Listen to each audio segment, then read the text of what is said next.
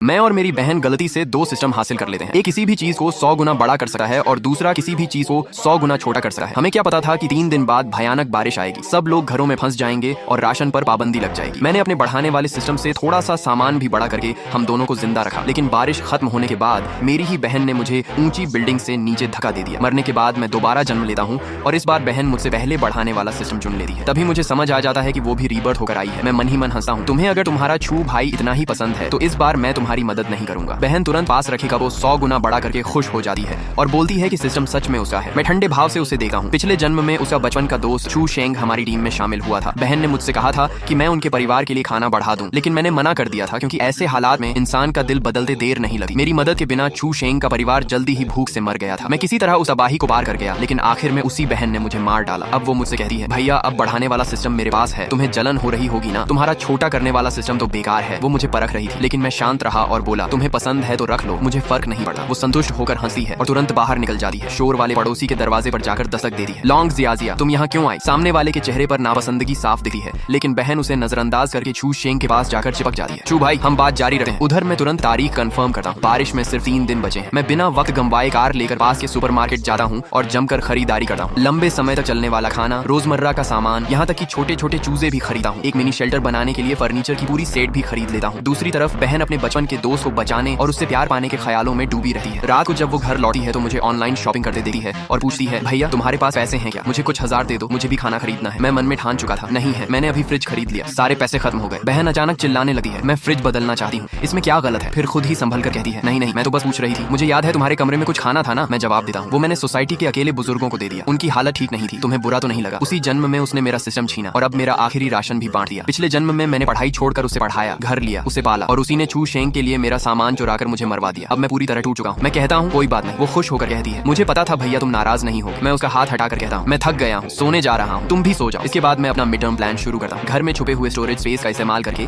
एक micro farm बनाने का। अगली सुबह मैं कार लेकर अपने गांव जाता हूँ, पुराना घर छोटा कर देता हूँ, जमीन को छोटा करके खेती के लिए इस्तेमाल करता हूँ और सब कुछ एक सीक्रेट रूम में सेट कर देता हूँ। 3 दिन के अंदर मैंने एयर फिल्टर, विंड पावर, छोटा पशुपालन सिस्टम सब तैयार कर लिया। अब मेरे पास एक छोटा सा लेकिन पूरा घर है, जिसमें आंगन भी है और खेती के लिए जमीन भी। बहन के बाहर रहने का फायदा उठाकर मैं घर और बाहर के कॉरिडोर में कैमरे लगा देता हूँ और छू शेंग के घर के बाहर भी कैमरा लगा देता हूँ ताकि सब कुछ मोबाइल से देख सकूं। अब मैं पूरी तरह निश्चिंत होकर बारिश का इंतजार करता हूँ। आखिरी दिन बहन फिर छू शेंग के घर जाती है। उधर छू शेंग की माँ उसे ताने मारती है। सामने वाली लड़की बिल्कुल शर्म नहीं करती, हर दिन मेरे बेटे के कमरे में घुस जाती है। दूसरी औरत कहती है, लगता है तुम्हारे बेटे पर फिदा है, तुम्हें बहू मिलने वाली है। वो जवाब देती है, अरे वो तो कॉलेज भी पास नहीं कर पाई, भाई पर पलती है, हमारे घर की बहू बनने लायक नहीं है बे।